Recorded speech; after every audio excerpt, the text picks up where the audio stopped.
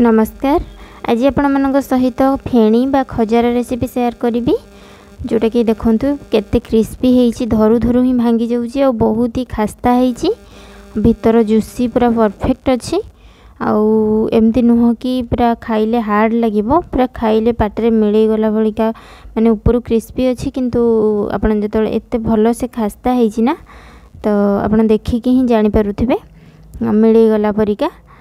तो केमती बनई चलतु देखा रेसिपी से मुझे नहीं जाइए मैदा नहीं जाइए यही कप गोटे कप्रे मु मेजर करी 2 कप नहीं जाइए पाखापाखि 150 ग्राम मैदा हम। तो ताको आमे प्रथमे घी देकी ताको एठी मु भल से पूरा माने घी पूरा चकटिबा जमती सुखिला जहाद्वारा कि आमर फेणीटा पूरा भल से खास्ता बनिबो। तो मुझे 150 ग्राम मैदा पाई एठी स्पून रे टेबल स्पून आपण जदि धरिबे 4 टेबल स्पून पाखापाखि हम। तो ये स्पूनटा टिके छोट अच्छी तो से हिसाब रे ही मु ऐड करिछि घी मेल्ट करिकी घी देले कोन हबो ना गुआ घी फ्लेवर भलो आसीबो आउ आपन को लागिबो जे आपन खाउचंती जेमती माने पूरी रो खजा पूरा देसी घी रो बास्नाटा आसिले फ्लेवरटा आसिले आउ एमती भी किछि जिंस थाए जोटा कि से जगार स्पेशलिटी सेटा थाए।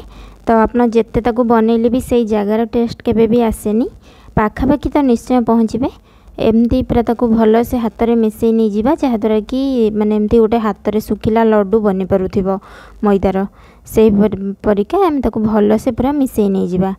तापर से स्वाद अनुसार अल्प टिके लुण देदेबा जेहेतु स्वीट आइटम तो टिके हल्का लुण पकेले टेस्ट आउ टिके भल आसे।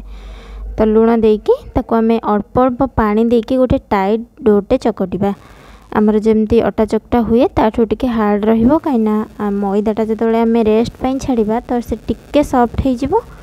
तो तेणु आमको टिके हार्ड करिकी चकटिबार अछि। तो एटी देखंदो माने एमती सुखिला सुखिला ही चकटिबार अछि। तापर हम ताको साइज करिकी ताको घोड़ेकी छाड़देवी रेस्ट करिया पाई जति समय आमे सीरा बनैबा सेति समय मु ताको रेस्ट करिया पाई छाड़देवी। तापर एपटे आमे सीरार प्रिपरेशन करिबा। तो मुझे 100 ग्राम रो नै जाइछि चीनी तो जेतिकी चीनी नैथली सेतिकी ही पानी नै जाउछि आमको एठी टिके माने सीराटा टिके माने गोटे तार आसुथिबा भलिका सीरा करिवार अछि। तो एठी मु ताको पानी देकी भलो भाबरे चीनी को मिसै नै जाउछि। तापर चीनी सब आमर मिसिकी पानी सहित मेल्ट हो गला फुटिलानी। तापर मु एठी 2 ରୁ 3टी गुजराती को एमती मझिरु माने फटेकी ऐड कर दउछि छेचिनी खाली अल्प टिके स्मैश माने प्रेशर देइछि जहाद्वारा कि सेटा फाटी जीवो गुजरातीटा आ ता मंजी गुड़ा बाहरी आसीबो जहाद्वारा कि सीरा रे भलो से फ्लेवर पळे आसीबो फुटी फुटिकी। तापर एठी देखंतु गोटे तार वाला हमरो रेडी हो गला सीरा। तापर एबे जो मैदा को हमें रेस्ट पाई रखिथिले ताकू देखंतु केते सॉफ्ट हो जाइछि स्टार्टिंग रे हमें जेतिकी चकटी थिले ताठू बेसी सॉफ्ट हो जाइछि। तो एतिकी हमको दरकार। तो एठी ताको मु भलो से आउटिके चकटिकी तार रुटी हमर जेतिकी माने गुळा जेमतिका रुटी पाई हुए सेमतिका गोटे 5टा गुळा हैला। तो आमे प्रथमे ताको सबको रुटी शेप रो बेली नै जिबा। तो जेमती हमर नॉर्मली रुटी हुए सेमती ही मु ताको बेली नै जाउची।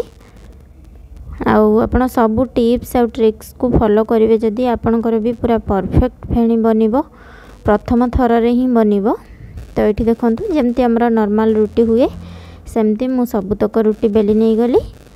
तापर एठी आउ बाकी किछटा घी नै मेल्ट करिकी रखिथिली से घी रे देई दबा आपण चाहिले रिफाइन तेल भी यूज करि परिबे। तो ये घी रे मु 2 टेबल स्पून दे दूची मैदा देकी आमे गोटे स्लरी टाइप रो बनेबा। तो ताको भलो से मिसई नै जिबा घी आउ मैदा को एटा हमरो लेयरिंग रे हेल्प करिवो जोटा कि लेयरिंग हमरो पूरा क्लियरली देखा जिवो आपण स्टार्टिंग रो देखिथिबे नहले आपण खाली नॉर्मल तेल भी ग्रेस करि परिबे। एठी हमरो मैदा और घी रो स्लरीटा रेडी हो गला। तो एमती फ्लोई भी रहिले टिके बेसी मैदा देबेनी घी रे नहले हमको माने स्प्रेड करने को असुविधा हम। तो एमती टिके फ्लोई रहउथिबो जहाद्वारा कि आपण माने रुटी ऊपर लगे पारिबे भल से इजिली। तो मुझे स्पून साहाय्य आपण पाखे जदि ब्रश थी ब्रश रे लगेबे बहुत ही भल से लगे चारिआड़ को। तो स्पून रे एमती सबू कोण पर्यंत सबू भल से लगेदेली ता ऊपर आउ गोटे रुटी रखिबा पुणी ता ऊपर लेयर करिबा रुटी रखिला बेले आपण गोटे कथा ध्यान देबे जेमती सबू रुटी गोटे शेप रो ही बनिथिबो माने सबू समान शेप रो ही बनिथिबो जहा द्वारा कि कोउटी भी माने छाड़ी जीवनी लेयर हमरो सबू समान लेयर हमरो बाहरिबो। तो एमती सबू रुटी ऊपर से आम जो बनई थिले मिक्सचरटा ताकू देकी सबू को भल भाव एमती सजे नहीं जावा। देखो ये 5 पट रुटी मु बनई थी जोटा कि दे देइछि सबू को लेयर कर देइछि। तापर एटी हूँ आपन को बहुत ही केयरफुली ताकू फोल्ड करने पड़ो जेहेतु माने जदि आपन टिके भी माने ये टाइटली पूरा ताकू आपन को रोल करने पड़ो जदि आपन रोल रे टिके भी गैप रहिबो तो भल हबनी खोली जिबार संभावना थाए।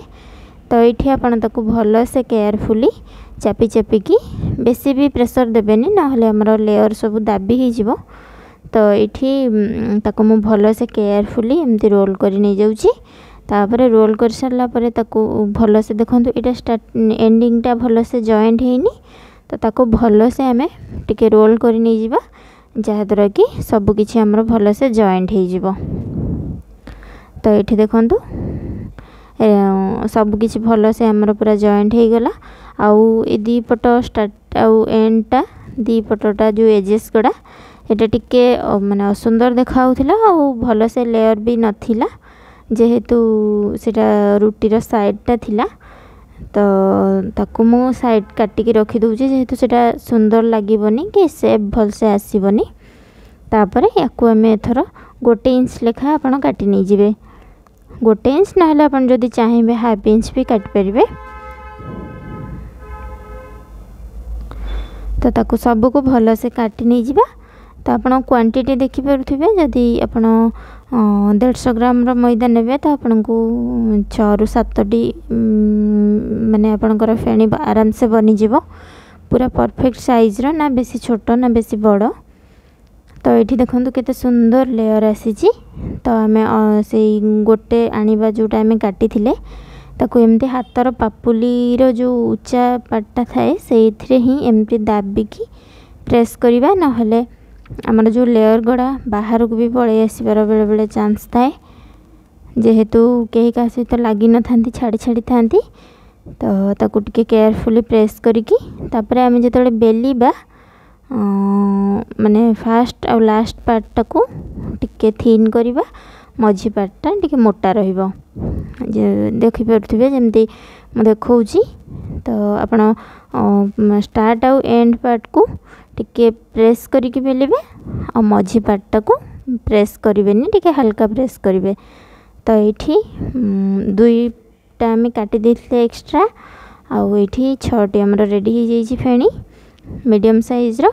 तापर ये तेल आमर हल्का उषुम ही होइछि गैस को आम सीम करिकी ये पकईदबा सबुतक फेणी को। तापर जेतेबेले ऊपर को उठिबा स्टार्ट हबो सेतेबेले मैं गोटे फोक नहीं जेहेतु एबे भल से कुक हेनी हमर सॉफ्ट अच्छी तो ताको हल्का हल्का एमती फ्लिप करदबा। तो यहाँ जेहेतु बहुत समय सीम रे पड़ीथिला तो गोटे तलपट लगी जाइथिला टिके तो आपण सेटा टिके चेक करथिबे। तो यहाँ देखंतु टिके लाल हे आस्तिला किंतु एटा किछि माने एडजस्ट हे जिवो। आउ देखंतु लेयर गड़ा केते सुंदर एबेठु खोली गलानी आउ केते सुंदर देखा जाउजी। तापर ये आम ताकू मत ये सबू को पूरा ब्राउन गोल्डन माने आसवा पर्यंत गोल्डन कलर मत ये लगी जाइथिला 7 रु 8 मिनिट। तो ताकू भल से लेउटेकी मु फ्राए करछि। तो एबे भी अच्छी आमर गैस आमर मीडियम टू सीम ही अच्छी बिल्कुल भी हाई करिवेनी नहले क्रिस्पी हबनी आमर फेणी गड़ा। तो ये रेडी हो गला परे मु ताकू तेल रु बाहर कर नहीं जाउछि। तापरे गोटे छणा रे रखी दउछि जहाँ एक्स्ट्रा तेल थिबो सब बाहरी जीवो।